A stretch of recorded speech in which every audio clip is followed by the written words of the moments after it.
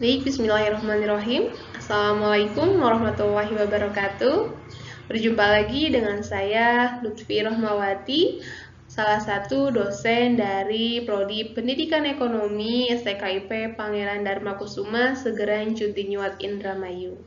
Baik, di sini saya mengampu mata kuliah media pembelajaran dan di sini kita sudah bertemu pada pertemuan kedua pada mata kuliah tersebut. Yang sebelumnya kita sudah membahas mengenai apa-apa saja yang akan kita pelajari selama satu semester bersama saya pada mata kuliah media pembelajaran. Nah, untuk pertemuan kedua kali ini kita akan membahas secara lebih detail ya itu mengenai konsep belajar dan juga sumber belajar. Nah, untuk itu mari kita simak video pembelajaran berikut ini. Konsep belajar. Tentu kata belajar itu sudah kita dengar pada kehidupan kita selama ini ya. Pasti kata belajar itu sering sekali kita dengar. Dan ketika saya bertanya apa itu belajar, mungkin dalam benak kalian pun sudah terbersit ya, terbayang akan jawaban mengenai pengertian belajar itu sendiri. Karena ya itu tadi ya, kata belajar itu sering sekali kita dengar dari mulai kecil sampai sekarang ini, pasti kalian sering mendengar dengan kata belajar itu sendiri. Nah, untuk itu kita akan membahas apa sih yang disebut dengan belajar itu. Mari kita simak pembelajaran berikutnya. Pengertian belajar. Istilah belajar sudah terlalu akrab dengan kehidupan kita sehari-hari selama bermasyarakat ya, selama menjadi siswa dan sekarang sudah menjadi mahasiswa. Tentu kata belajar pun masih sering terdengar oleh kita selama ini. Kita sering menjumpai penggunaan istilah belajar. Kita sering menjumpai kadang ada orang yang berkata bahwa saya sedang belajar bernyanyi, saya sedang belajar membaca, saya sedang belajar berhitung. Nah, itu merupakan kata-kata yang sering kita dengar pada kehidupan sehari-hari ya, akan kata belajar itu sendiri. Nah, lalu apa itu sih pengertian dari belajar? Nah, belajar itu dapat diartikan oleh beberapa para ahli. Salah satunya adalah Tursan Hakim. Dia mengatakan bahwa belajar adalah suatu proses perubahan di dalam kepribadian manusia, dan perubahan tersebut ditampakkan dalam bentuk peningkatan kualitas dan juga kuantitas tingkah laku seperti peningkatan kecakapan, pengetahuan, sikap, kebiasaan, pemahaman, keterampilan, daya pikir, dan juga lainnya. Itu merupakan pengertian belajar menurut Tursan Hakim.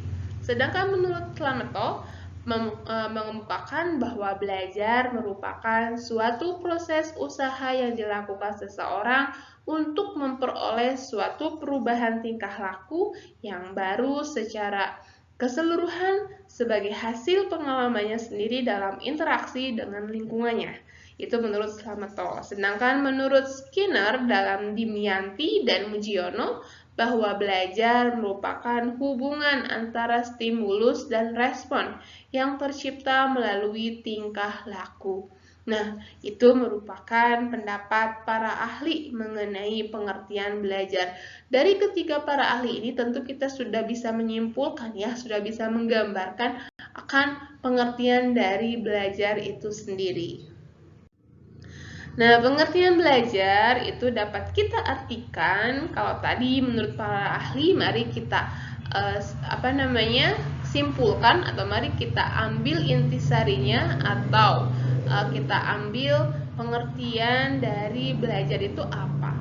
Belajar merupakan kegiatan yang terjadi pada semua orang tanpa mengenal batas usia dan juga berlangsung seumur hidup ya. Lalu belajar juga merupakan usaha yang dilakukan seseorang melalui interaksi dengan lingkungannya untuk merubah perilakunya. Dengan demikian, hasil dari kegiatan belajar adalah berupa perubahan tingkah laku.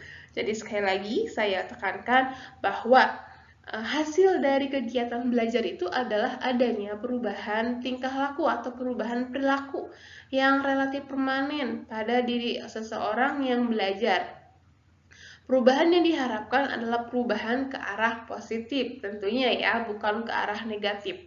Jadi dengan kata lain bahwa belajar adalah perubahan tingkah laku seseorang ya, tentunya perubahannya ke arah yang positif. Dari yang tadinya tidak tahu menjadi tahu, tentu tahunya ke arah positif juga ya, bukan ke arah yang negatif. Karena dimana kalau belajar itu pasti hubungannya positif ya. Jadi dapat disimpulkan dari sini kita dapat mengambil intisarinya bahwa hasil dari kegiatan belajar adalah berupa perubahan perilaku yang relatif permanen pada diri orang yang belajar ya. Itu merupakan pengertian belajar. Ada 3 kelompok teori belajar ya yang menjadi dasar dari kegiatan belajar itu. Yang pertama, ada teori-teori belajar dari psikologi behavioristik. Dan yang kedua, ada teori-teori belajar dari psikologi kognitif. Dan terakhir, ada teori-teori belajar dari psikologi humanistik. Nah, nanti kalian pun akan mendapatkan tugas dari saya, itu kalian memperdalam kembali ilmu atau khasanah kalian dalam hal ini materi mengenai teori belajar. Nanti akan saya tugaskan kalian mencari referensi mengenai teori belajar. Apa itu teori belajar psikologi behavioristik, psikologi kognitif, dan humanistik itu seperti apa? Nanti akan ada bagian tugasnya untuk kalian memperdalam lagi ilmu kalian mengenai teori belajar. Untuk selanjutnya, kegiatan belajar seringkali dikaitkan dengan kegiatan mengajar. Nah, ini kegiatan belajar mengajar. Begitu eratnya kegiatan ini atau kaitan itu sehingga keduanya sulit dipisahkan. Dalam percakapan sehari-hari pun kita secara spontan sering mengucapkan kata kegiatan belajar mengajar. Namun benarkah bahwa agar terjadi kegiatan belajar harus selalu ada orang yang mengajar? Benarkah pula bahwa setiap kegiatan mengajar pasti selalu menghasilkan kegiatan belajar? Nah, ini perlu diperhatikan ya. Sekali lagi saya ulangi, benarkah bahwa agar terjadi kegiatan belajar itu harus selalu ada orang yang mengajar? Dan benarkah pula bahwa setiap kegiatan mengajar itu pasti selalu menghasilkan kegiatan belajar? Nah, untuk menjawabnya, mari kita simak pembelajaran selanjutnya. Jawabannya tentu belum tentu ya. Kenapa belum tentu? Dalam setiap kegiatan belajar tidak harus selalu ada orang yang mengajar. Kegiatan belajar bisa jadi terjadi walaupun tidak ada kegiatan mengajarnya. Begitu pula sebaliknya, kegiatan mengajar tidak selalu dapat menghasilkan kegiatan belajar. Kegiatan mengajar dikatakan berhasil hanya apabila dapat mengakibatkan atau menghasilkan kegiatan belajar pada diri siswa itu sendiri. Jadi sebenarnya hakikat guru mengajar adalah usaha guru untuk membuat siswa belajar. Nah, jadi seperti saya sekarang ini adalah hanya memfasilitasi saja sebagai fasilitator ya, tentunya tugas peran saya di sini untuk memfasilitasi kalian agar mau belajar ya. Nah, itu merupakan hakikat dari belajar dan mengajar, bahwa dalam setiap kegiatan belajar tidak harus ada orang yang mengajar. Kegiatan belajar bisa terjadi walaupun tidak ada orang yang mengajar. Contohnya, kalaupun saya tidak ada, kalau kalian mau belajar, tentu kalian bisa mencari referensi atau mencari sumber-sumber bacaan. Nah, itu juga kalian disebut juga sedang belajar walaupun tidak ada orang yang mengajar. Nah, di sini saya mengajar itu hanya sekedar sebagai fasilitator saja, sebagai fasilitas kalian agar kalian mau belajar dan mau membuka hasanah ilmu kalian. Ya, itu jadi sebenarnya sekali lagi hakikat seorang guru mengajar itu hanya sebatas fasilitator atau sebagai usaha guru untuk membuat siswanya belajar. Nah, apa itu mengajar dan apa itu pembelajaran? Tadi kita membahas dua kata. Ada belajar, ada mengajar. Sekarang tambah lagi pembelajaran. Ada belajar, mengajar, dan pembelajaran. Apa sih bedanya ketiga istilah tersebut? Mari kita simak. Mengajar dan pembelajaran, tentu dua hal ini sering kita dengar juga ya. Ada kata mengajar dan juga pembelajaran. Mengajar merupakan upaya menciptakan kondisi agar terjadi kegiatan belajar. Itu merupakan mengajar. Sedangkan pembelajaran lebih menggambarkan usaha guru untuk membuat belajar para siswanya. Nah, jadi diingat ya, beda ya antara mengajar dan juga pembelajaran. Kalau mengajar itu merupakan upaya menciptakan kondisi agar siswa atau agar terjadi kegiatan belajar. Sedangkan pembelajaran lebih menggambarkan usaha gurunya untuk membuat belajar para siswa. Kegiatan pembelajaran tidak akan berarti jika tidak menghasilkan kegiatan belajar para siswanya. Kegiatan belajar hanya bisa berhasil jika si belajar secara aktif mengalami sendiri proses belajarnya. Ya, sekali lagi ya, Ibu tekankan bahwa kegiatan pembelajaran tidak akan berarti jika tidak menghasilkan kegiatan belajar para siswanya. Seperti saya mengadakan kegiatan pembelajaran seperti ini, itu tidak akan berarti jika misalkan hasil dari kegiatan belajar itu, pembelajaran ini tidak ada kegiatan belajar dari kaliannya. Nah, kegiatan belajar hanya bisa berhasil jika kaliannya pun sebagai seorang mahasiswa, dalam hal ini sebagai pembelajarnya, secara aktif mengalami sendiri proses belajarnya. Jadi beda ya antara mengajar dan juga pembelajaran. Lalu yang selanjutnya itu apa yang disebut dengan sumber belajar? Ada belajar, ada mengajar, ada pembelajaran, dan juga ada sumber belajar. Nah, menurut Sudono mendefinisikan sumber belajar sebagai bahan termasuk juga alat permainan untuk memberikan informasi maupun berbagai keterampilan kepada murid maupun gurunya. Antara lain seperti buku referensi, buku cerita, gambar-gambar, narasumber, benda atau hasil budaya. Sedangkan menurut Syukur itu mendefinisikan sumber belajar yang dipakai dalam pendidikan atau latihan sebagai suatu sistem yang terdiri dari sekumpulan bahan atau situasi yang dikumpulkan secara sengaja dan dibuat agar memungkinkan siswa belajar secara individual. Itu menurut Syukur, pengertian dari sumber belajar. Lalu apa sebenarnya sumber belajar? Selanjutnya kita akan membahas mengenai pengertian sumber belajar. Nah, sumber belajar itu dapat diartikan sebagai segala sesuatu yang mampu memberikan informasi serta dapat digunakan sebagai wahana bagi peserta didik untuk melakukan proses perubahan tingkah laku. Ya, dalam hal ini sumber belajar merupakan segala sesuatu yang dapat memberikan informasi, ya. Tentunya informasi yang dapat digunakan oleh peserta didik untuk melakukan proses perubahan tingkah laku.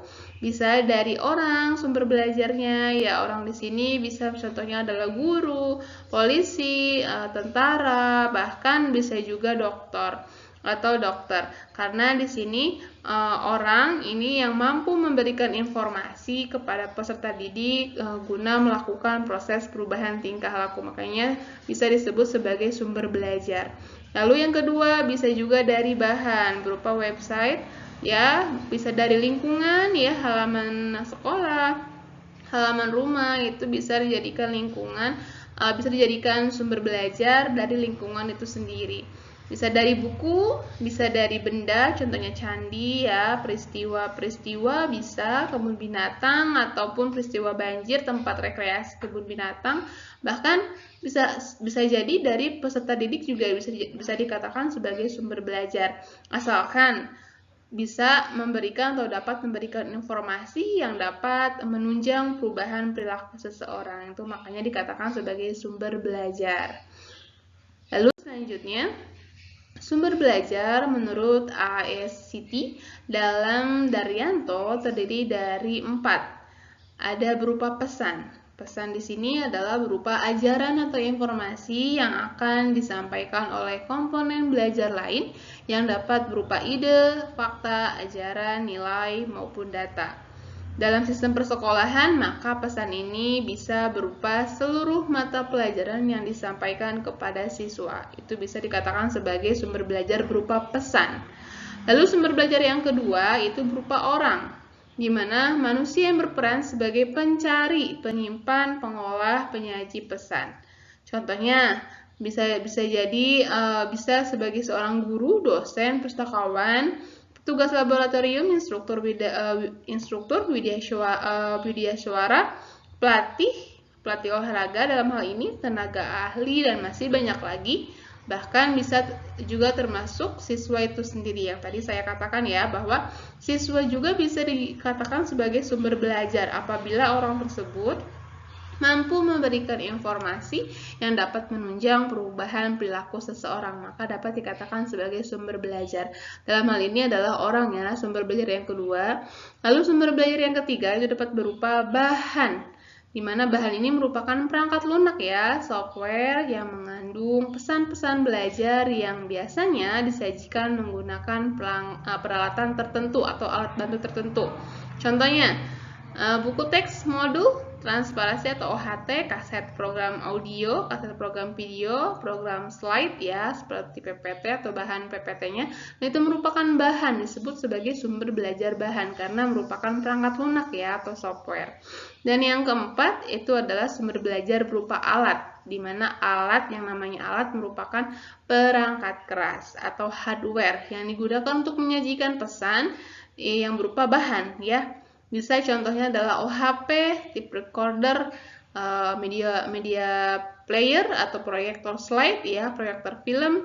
Nah, itu merupakan media alat. Contohnya kalau misalkan mau PPT, bahannya PPT ya bisa menggunakan alatnya adalah proyektor seperti itu. Jadi ada 4 sumber belajar ya yang menurut ICT, yaitu pesan, orang, bahan, dan juga alat. Itu adalah macam-macam sumber belajar. Sedangkan kalau misalkan ditinjau dari tipe atau usulnya, itu sumber belajar dapat dibagi menjadi beberapa bagian. 1. Bisa sumber belajar yang dirancang atau ditinjau dari tipenya. Salah satu sumber belajar itu adalah sumber belajar yang dirancang atau disebut juga dengan learning resources by design, yaitu sumber belajar yang memang sengaja dibuat untuk tujuan pembelajaran. Sumber belajar semacam ini sering disebut bahan pembelajaran. Contohnya adalah buku pelajaran, modul, program audio, program slide suara, atau transparansi atau OHT. Itu merupakan sumber belajar yang dirancang jika dilihat dari tipe atau asal-usulnya. Yang kedua, jika dilihat dari tipe atau asal-usulnya, itu yang kedua adalah sumber belajar yang sudah tersedia dan tinggal dimanfaatkan. Ya, yaitu misalkan sumber belajar yang tidak secara khusus dirancang untuk keperluan pembelajaran, namun dapat ditemukan, dipilih, dan dimanfaatkan untuk keperluan pembelajaran. Misalnya, pejabat pemerintah, tenaga ahli, pemuka agama, olahragawan, kebun binatang, waduk, museum, film, sawah, dan yang lainnya. Jadi ini sumber belajarnya yang sudah tersedia ya, dan tinggal memanfaatkannya. Itu jika ditinjau dari tipe atau asal usulnya. Jadi dokter kalau dilihat dari ditinjau dari tipe atau asal usulnya, itu bisa disebut sebagai sumber belajar yang sudah tersedia dan tinggal dimanfaatkan. Kebun binatang juga demikian samanya. Baik, lalu selanjutnya setelah kalian menerima pembelajaran dari saya di pertemuan kedua ini, sampai saatnya saya memberikan soal latihan, 5 soal latihan kepada kalian sebagai bahan refleksi kalian untuk memahami materi pada pertemuan kedua ini mengenai konsep dari belajar dan juga konsep sumber belajar. Diharapkan dengan adanya fasilitas ya atau video pembelajaran ini dapat memfasilitasi kalian untuk belajar dan setidaknya kalian ada perubahan tingkah laku setelah mengikuti pembelajaran di pertemuan kedua ini, seperti makna dari belajar yang telah kita pelajari pada hari ini, yaitu maknanya adanya perubahan tingkah laku dari peserta didik. Jadi harapkan setelah kalian mengikuti pertemuan kedua ini ada perubahan tingkah laku yang dapat kalian rasakan. Nah, silahkan kalian dikerjakan latihannya ya, latihannya silakan dikerjakan, boleh diketik, boleh ditulis tangan ya. Kerjakan latihannya, cari referensi dari sumber-sumber informasi yang terpercaya ya, sehingga kalian dapat memahami makna dari materi yang saya berikan pada pertemuan kedua ini. Baik, terima kasih atas waktunya dan perhatiannya. Saya dicukupkan sekian di pertemuan kedua ini. Sampai bertemu di pertemuan ketiga nanti. Saya akhiri. Wassalamualaikum warahmatullahi wabarakatuh.